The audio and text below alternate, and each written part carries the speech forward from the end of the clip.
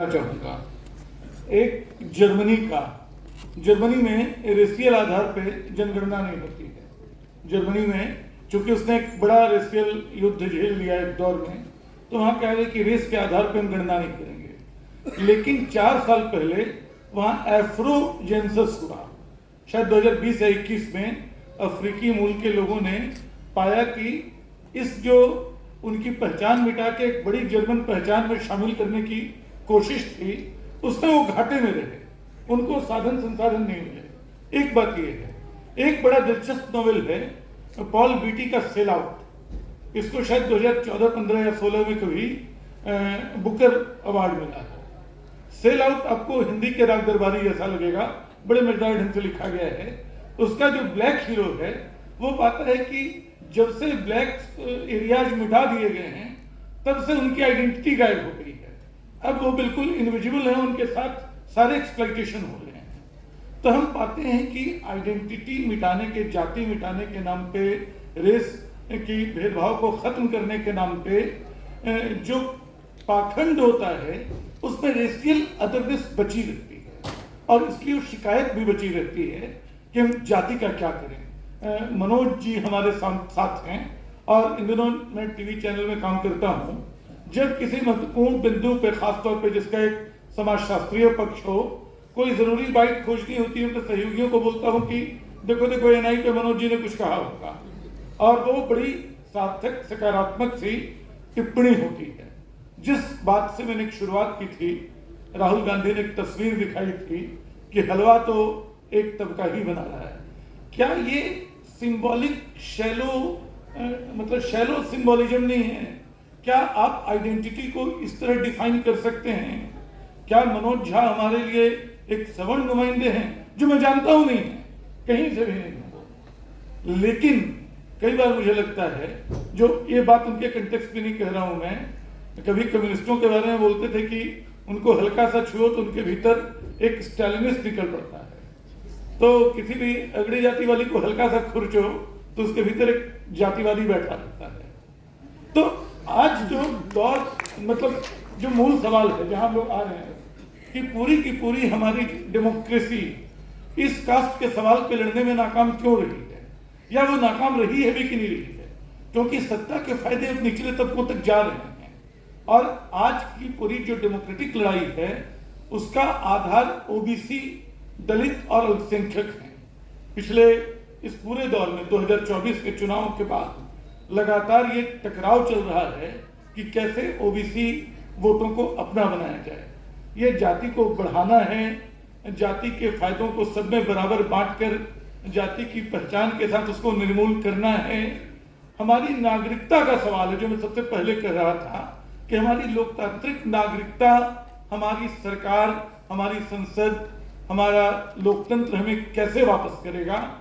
और मैं उम्मीद करता हूं कि मनोज जी, जो नेता होने से पहले समाजशास्त्र के प्रोफेसर रहे, और मैं चाहता हूं कि किसी भी दौर में वो अपने इस पहचान को, अपने इस ज्ञान को लगातार बनाए रखें। आज मैं उनको इन्वाइट करता हूं इस सवाल पर बात करने के लिए। शुक्रिया प्रियदर्शन जी। हंस की खुराक पर ही हम लोग पले बढ़े हैं। मेरे कई मित्र हैं, मैं सामने देख रहा हूं, कई विश्वविद्यालय के सहकर्मी हैं, कई स्टूडेंट्स हैं, और अगर आप यहाँ हैं तो एक जज्बे के साथ हैं, नहीं तो ये मौसम कहीं इकट्ठा होने का नहीं है। मंच पे हिलाल साहब, सुरेंद्र जोधका जी, जिनको जब पहली बार उनकी किताब एक पढ़ी थी आइडेंटिटीज, तो अपने विश्वविद्यालय, अपने विभाग में बुलाया था। मीना है, हम लोग ट्विटर के परिवार हैं, आजकल वो भी एक परिवार हुआ करता है। बद्री भाई, प्रियदर्शन जी, संजय जी, आज का एक बड़ा सुखद अनुभव रहा। बीते कुछ वर्षों से लग रहा था कि हम और बद्री भाई एक पन्ने पे हो ही नहीं सकते। आज एहसास हुआ कि चीजें उतनी भी पलट नहीं गई हैं कि हम और बद्री भाई एक पन्ने पर ना हो। तो आज अच्छा लगा जब बद्री भाई ने ये कहा क्योंकि मैंने भी जब रचना जी ने भेजा तो मैंने सोचा कि ये जो विषय है, असल में जाति से मुक्ति चाहिए किसको? कौन चाहता है कि जाति टूटे? मुझे तो समाज का एक व्यापक वर्ग नहीं दिखता है जो जाति के टूटने में दिलचस्पी रखता हो। हाँ, हम एकेडमिशियन एक्टिविस्ट लोगों को यह सवाल पहले भी अच्छा लगता था, यह सवाल अब भी अच्छा लगता है, लेकिन सबसे दुख की बात है कि यह सवाल ही बना हुआ है, इसका कोई जवाब ही नहीं। तो चलिए आज भी उसी सवाल के इर्द गिर्द कुछ बातें होंगी।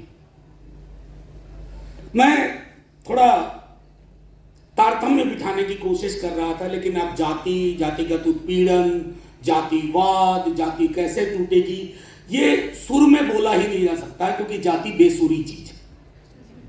और बेसुरी चीज पर अगर मैं सुर साधने की कोशिश करूं तो सुर के साथ भी अन्याय होगा।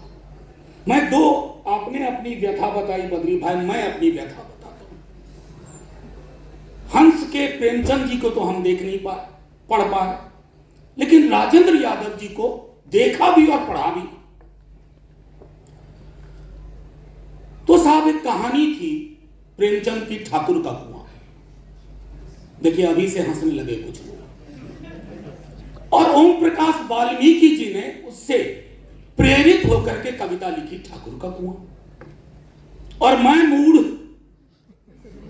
उस कविता को संसद में पढ़ गया।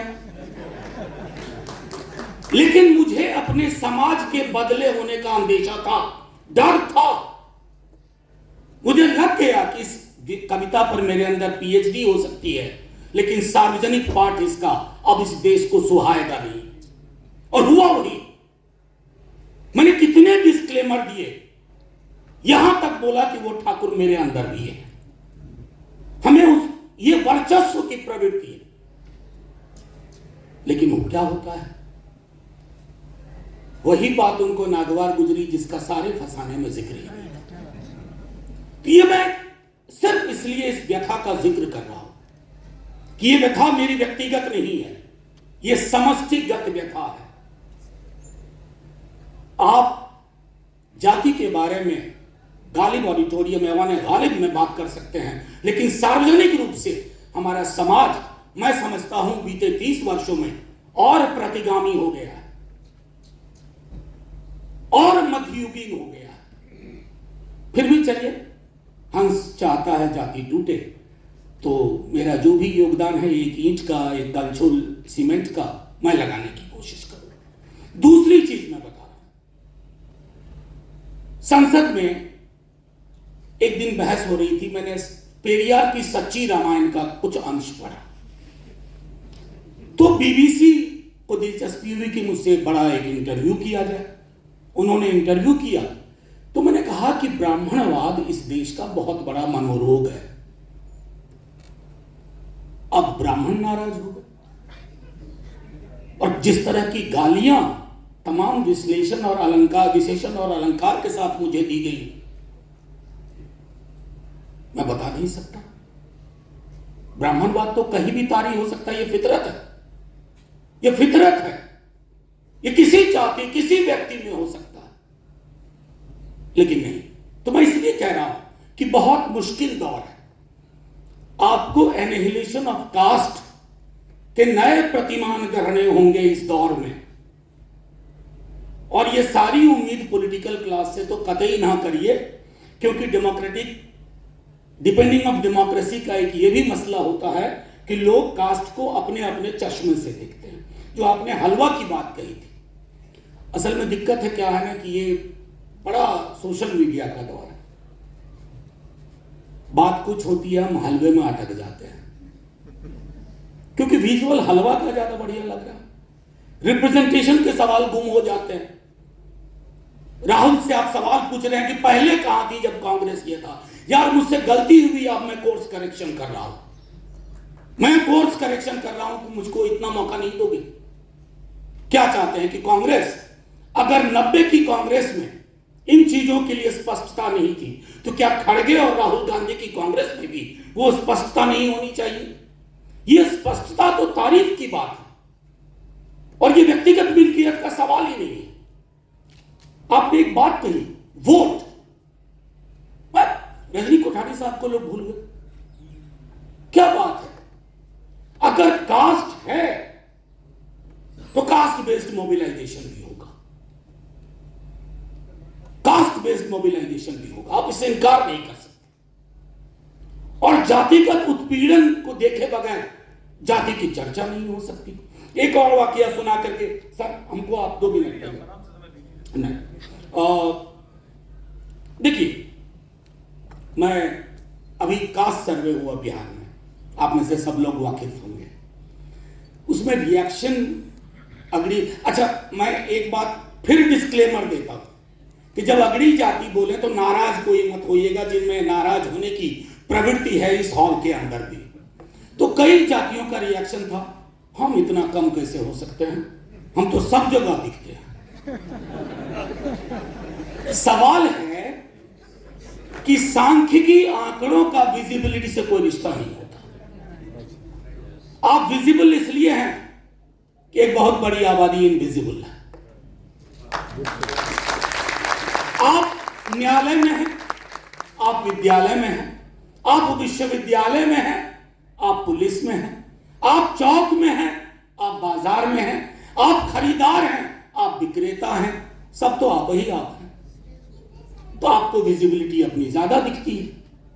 न्यूमेरिकल स्ट्रेंथ विजिबिलिटी से तय नहीं होता।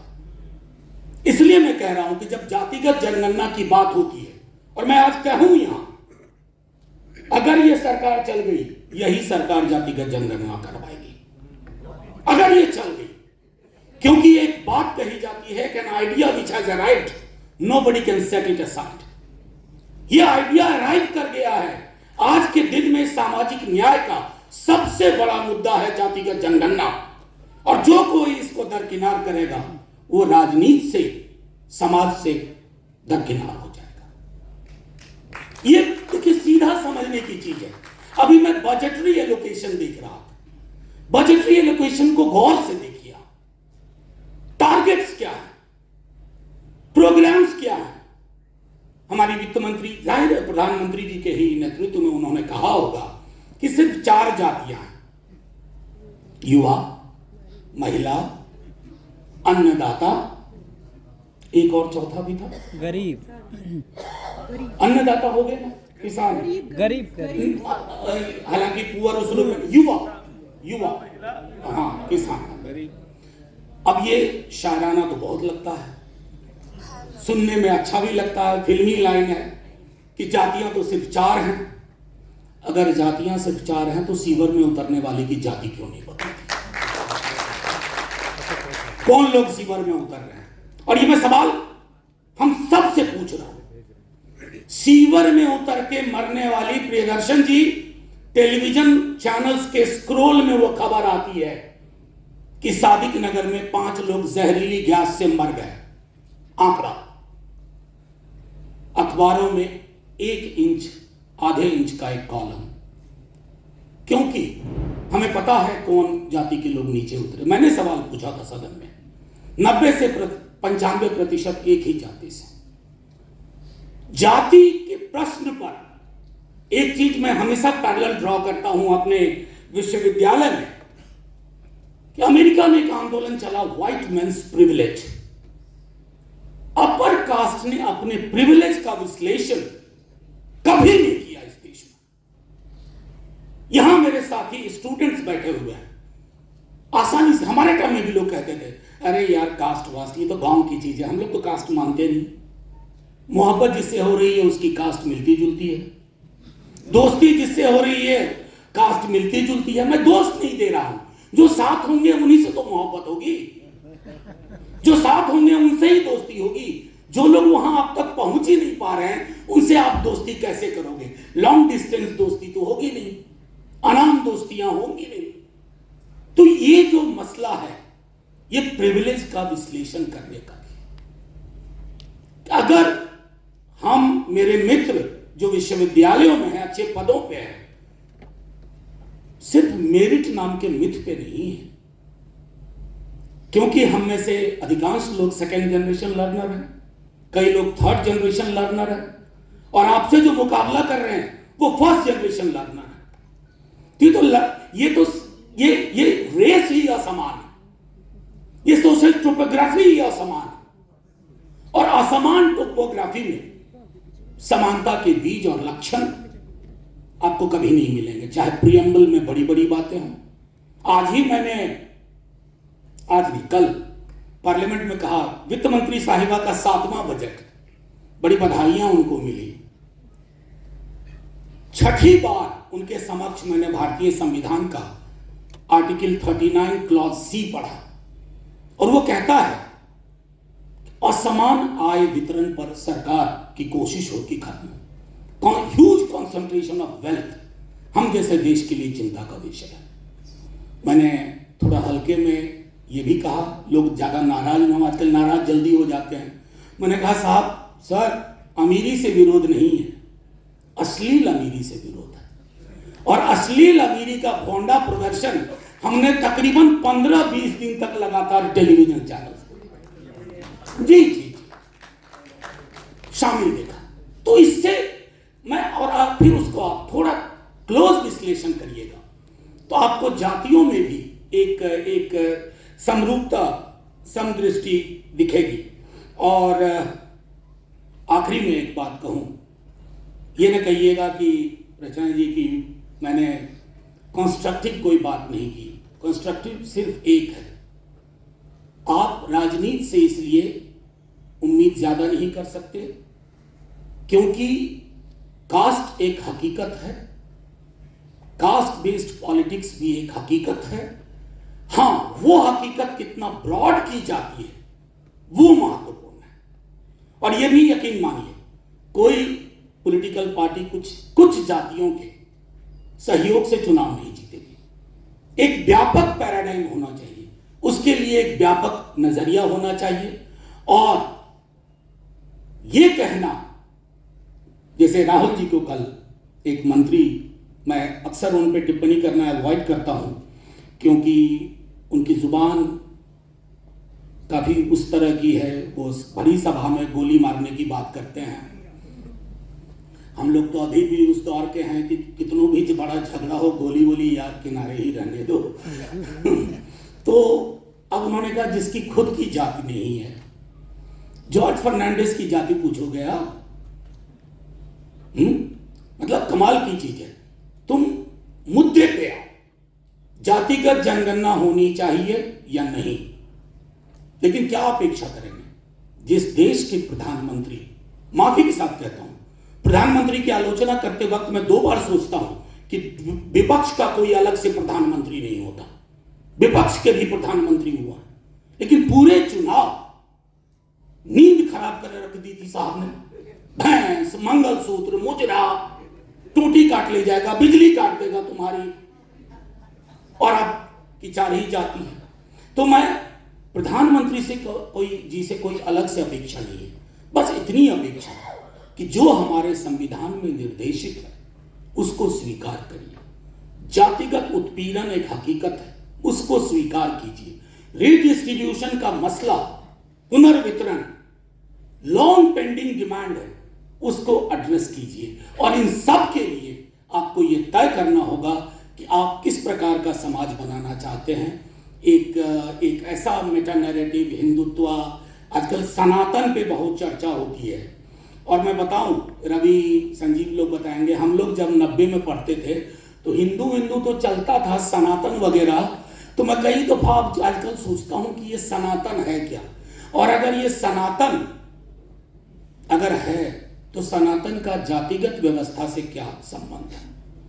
अगर सनातन जातिगत, जिसको कहते हैं सीधी नुमा स्ट्रक्चर, संरचना के साथ कंफर्टेबल है, तो किस बात का सनातन? एटर्नल और discrimination in perpetuity, eternal discrimination का लाइसेंस अगर सनातन के हुंकार से लेना चाहते हैं तो ये देश तो नहीं देगा। जैसा सही कहा प्रियदर्शन जी ने, सर, मैंने अपने कमरे में अपने ठीक पीछे 3 लोगों की तस्वीर लगाई है, महात्मा गांधी, बाबा साहब भीमराव अंबेडकर और जवाहरलाल नेहरू। तो कई मित्र पूछ रहे हैं कि अरे इनमें तो बड़ा डिफरेंस था, आप ये 3 तस्वीरें एक साथ कैसे, मेरे ठीक पीछे है। मैंने कहा इसलिए कि 40s का डिफरेंस था। 2023-24 में अगर ये वापस पृथ्वी पर आने की कोई व्यवस्था हो तो ये अलायंस बना लेंगे आपस में। शुक्रिया, शुक्रिया हंस, पुनः तमाम साथियों आपका बहुत बहुत शुक्रिया। लड़ेंगे, जीतेंगे, जिंदाबाद, जय हिंद।